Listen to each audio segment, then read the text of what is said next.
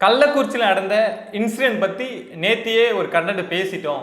நம்மளுடைய social responsibility அதோட முடிஞ்சிடுச்சு அப்படின்னு இந்த விஷயத்தை அவ்வளோ ஈஸியாக கடந்து போக முடியல.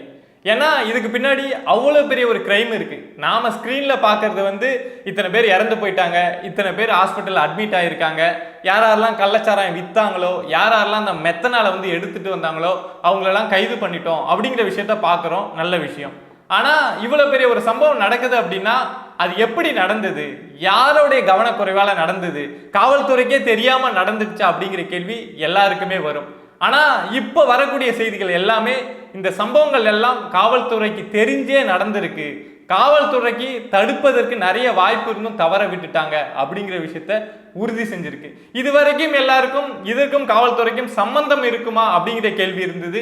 ஆனா இப்போ இருக்கு அப்படிங்கிற விஷயம் தான் நிறைய நம்ம சோசியல் மீடியாவில் பார்க்குறோம். எல்லா தலைவர்களும் இப்ப கள்ளக்குறிச்சி போயிருக்காங்க. அசம்பிளியில அப்போசிஷன் பார்ட்டிலாம் பிளாக் கலர் ஷர்ட் போட்டு போறாங்க, நாங்க உள்ளே போக மாட்டோம் அப்படின்னு இந்த விஷயத்த இன்னும் சென்சிட்டிவா மாத்தி அடுத்த லெவலுக்கு எடுத்துட்டு போயிட்டு இருக்காங்க. ஸோ இந்த சம்பவம் இதோட சாதாரணமா முடிய போறது கிடையாது அப்படிங்கிறது தான் உண்மை. பிரபா டாக்ஸ்ல நான் பேசக்கூடிய கண்டென்ட் உங்களுக்கு பிடிச்சிருந்தது அப்படின்னா சப்ஸ்கிரைப் பண்ணி சப்போர்ட் பண்ணுங்க. வீவர்ஸ் அனைவருக்கும் வணக்கம்.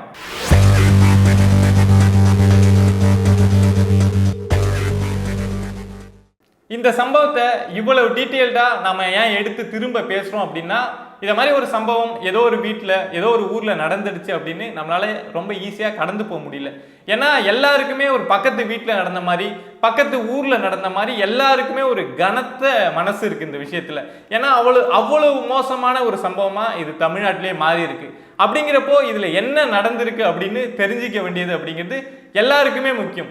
வெளியில என்ன நடந்திருக்கு அப்படின்னு எல்லாருக்குமே தெரியும். இது வரைக்கும் 50 பேருக்கு மேல செத்து போயிருக்காங்க, 100 பேர் ஹாஸ்பிட்டல்ல இருக்காங்க, கிராமமே சோகத்துல இருக்கு. இந்த விஷயம்லாம் நம்ம மீடியாவில் தொடர்ச்சியா பார்த்துக்கிட்டு தான் இருக்கோம். ஆனா இதுல எனக்கு ஒரு விஷயம் என்னன்னா, முதல்ல ஒரு 5 பேர் செத்து போனாங்க அப்படின்னு செய்தி வந்தப்போ சரி இந்த 5 பேரோட முடிஞ்சிருச்சு, இனிமே இந்த மரணம் நடக்காது அப்படின்லாம் யோசிச்சேன். ஆனால் 5 10 ஆகி 10 20 ஆகி இப்போ 50 பேருக்கு மேலே போயிட்டு இருக்கு.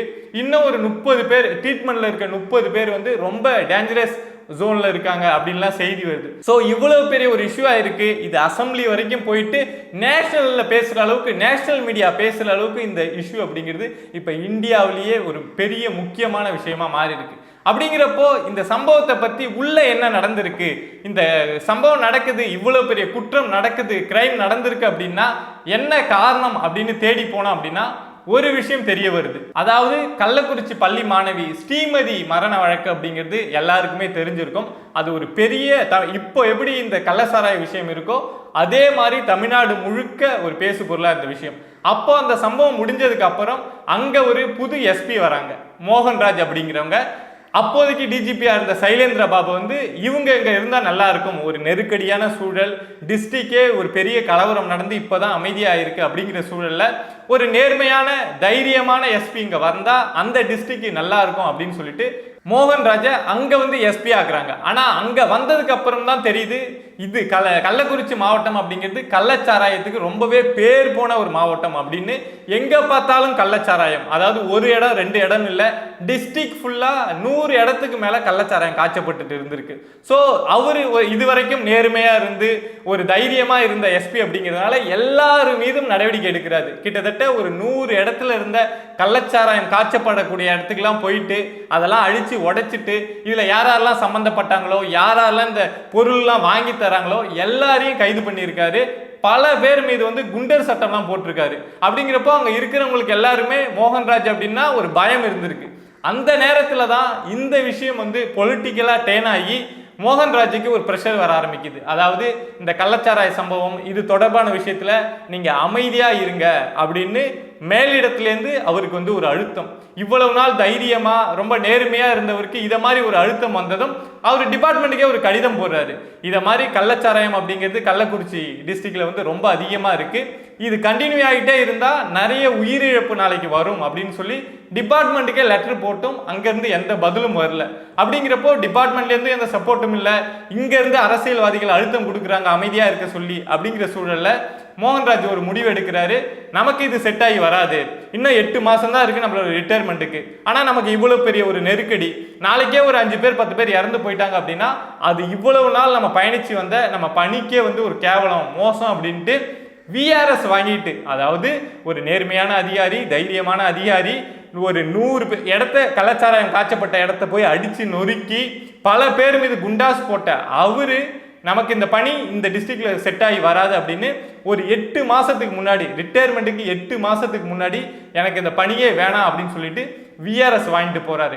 இந்த விஷயம் அங்க டிபார்ட்மெண்ட்ல இருக்கக்கூடிய நிறைய பேர் நேர்மையா இருப்பாங்க இல்லையா, அவரை பிடிச்சவங்க எல்லாம் இருப்பாங்க, ஏன் இப்படி கலாச்சாரம் எல்லாம் நடக்குது அப்படின்னு கோவப்படுற ஆவேசப்படுற நிறைய பேர் இருப்பாங்கல்ல, அவங்க எல்லாருமே டிபார்ட்மெண்ட்ல என்னடா இவரு விஆர்எஸ் வாங்கிட்டு போறாரு அப்படின்னு இது அப்போ வந்து டிபார்ட்மெண்ட்ல ஒரு பெரிய பேசு பொருளா இருந்திருக்கு. ஆனா அதுக்கப்புறம் அவர் மாறி போனதுக்கு அப்புறம் தான் புது எஸ்பி வராங்க. திரும்ப அந்த கள்ளச்சாராயம் அப்படிங்கிறதுலாம் ரொம்ப ஈஸியா ரொம்ப வேகமா நடக்க ஆரம்பிச்சிருக்கு. அதோட விளைவு தான் இப்போ வந்து இத்தனை பேர் இறந்து போயிருக்காங்க. இவ்வளவு பெரிய ஒரு சம்பவம் தமிழ்நாடே தலகுனியக்கூடிய அளவுக்கு ஒரு கள்ளச்சாராய மரணம் அப்படிங்கிறது நடந்திருக்கு. இதுக்கு முன்னாடி இதை மாதிரி வரலாற்றுல வந்து இத்தனை பேர் ஒரே இடத்த கொத்து கொத்தா கள்ளச்சாராயம் குடிச்சிட்டு, அதாவது டாஸ்மார்க் ஒயின் ஷாப்லாம் இல்லாத காலத்துல கூட இறந்திருப்பாங்களா அப்படிங்கிறது கண்டிப்பா வாய்ப்பு இல்லை. இவ்வளவு பெரிய சம்பவம் இப்போ வந்து நடக்குது, எல்லாம் இருக்கு, எங்க பார்த்தாலும் டாஸ்மார்க் இருக்கு.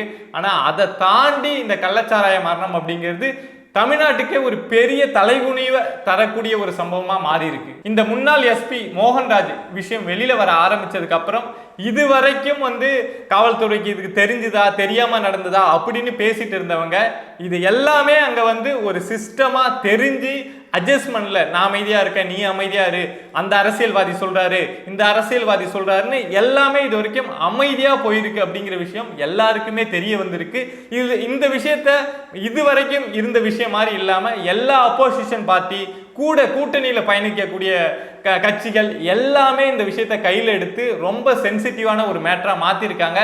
இந்த விஷயம் இதோட முடிஞ்சு போறது கிடையாது. ஏன்னா இது வரைக்கும் 50 மரணம், இன்னும் 1 ஹவர் கழிச்சு பாக்குறப்போ அது அதிகமா கூட ஆயிருக்கலாம். ஏன்னா 30 பேர் வந்து ரொம்ப சீரியஸான ஒரு நிலைமையில வந்து ஹாஸ்பிட்டல்ல இருக்காங்க, 100 பேருக்கு மேல வந்து ட்ரீட்மெண்ட்ல இருக்காங்க. நான் இன்னும் சொல்ல போனோம் அப்படின்னா சில பேர் வந்து நான் கொஞ்சமா குடிச்சிட்டேன், நான் இதை வெளியில போய் நான் எக்ஸ்போஸ் ஆக விரும்பல, நான் வீட்லயே இருந்துக்கிறேன்னு நினைச்சிட்டு லைட்டா தான் எனக்கு வயிற்று வலிக்குது அப்படின்னு சொல்லிட்டு வீட்டுல யாராரு இருந்தாங்களோ யாரெல்லாம் கள்ளசாராயம் குடிச்சாங்களோ அவங்களெல்லாம் டிபார்ட்மெண்ட்டே தேடி போய் நீங்க ட்ரீட்மெண்ட்டுக்கு வாங்க அப்படின்னு கூப்பிடுற அளவுக்கு நிலைமை வந்து இன்னும் கள்ளக்குறிச்சியில மோசமா இருக்கு. ஏன்னா ஒரு 10 ஆம்புலன்ஸ் எடுத்துட்டு போயிட்டு ஒரு 40-50 பேர் போயிட்டு தேடுறாங்க, இதை மாதிரி நீங்க கள்ளசாராயம் குடிச்சிங்களா, உங்களுக்கு வயிற்று வலிக்குதா, உங்களுக்கு தலையை வலிக்குதா, வந்து ட்ரீட்மெண்ட் எடுத்துக்குங்க அப்படின்னு தேடுறாங்க. ஏன்னா ஒவ்வொரு பலி எண்ணிக்கை அதிகமாகிறதும் கவர்மெண்ட்டுக்கு அவ்வளவு ப்ரெஷர். இவ்வளவு ஒரு முக்கியமான இவ்வளவு பூதாகரமான விஷயமா இப்போ இந்த கள்ளக்குறிச்சி சம்பவம் விஷச்சாராய சம்பவம் மாறி இருக்கு. இந்த விஷயத்துக்கு என்ன நடவடிக்கை எடுக்க போறாங்க? இப்போ நிறைய விஷயங்கள் எக்ஸ்போஸ் ஆயிடுச்சு, இத மாதிரி சம்பவங்கள்லாம் நடந்திருக்கு. இந்த கள்ளச்சாராயங்கிறது 6 மாசத்துக்கு முன்னாடியோ நேத்தியோ வந்த விஷயம் கிடையாது, பல வருஷமா கள்ளக்குறிச்சியில நடந்துட்டு தான் இருக்கு. அப்படிங்கிற விஷயம் இந்த எஸ்பி மோகன்ராஜ் அங்க வந்துட்டு விஆர்எஸ் வாங்கிட்டு போன விஷயத்துல இருந்து எல்லாருக்கும் வெட்ட வெளிச்சம் ஆயிடுச்சு. அப்படிங்கிறப்போ இந்த விஷயத்துல என்ன நடவடிக்கை எடுக்க போறாங்க? இப்போ இது வரைக்கும் அங்க இருந்த கலெக்டர், எஸ்பி, டிஎஸ்பி அவங்களெல்லாம் எடுத்துருக்காங்க சரி, ஆனா இது ஒட்டுமொத்த சிஸ்டம் இருக்குல்ல, அந்த கலெக்டர் வந்து நடவடிக்கை எடுக்காம இருந்தாருன்னா யார் சொல்லி நடவடிக்கை எடுக்காம இருந்தாங்க, அந்த எஸ்பி நடவடிக்கை எடுக்காம இருந்தாருன்னா யார் பேச்சை கேட்டு அமைதியா இருந்தாரு அப்படிங்கிற ஒரு கேள்வி இருக்குல்ல. இதுக்கெல்லாம் ஒரு முக்கிய புள்ளியா ஒரு அரசியல்வாதியோட பேரை சொல்றாங்க, ஆனா அந்த பேர் இன்னும் கன்ஃபார்ம் பண்ணப்படல. ஸோ என்ன நடக்குது, அடுத்தடுத்து இதுல என்ன விஷயம் வெளியே வருது அப்படின்னு பொறுத்திருந்து பார்ப்போம். Will see you on next video. Bye viewers.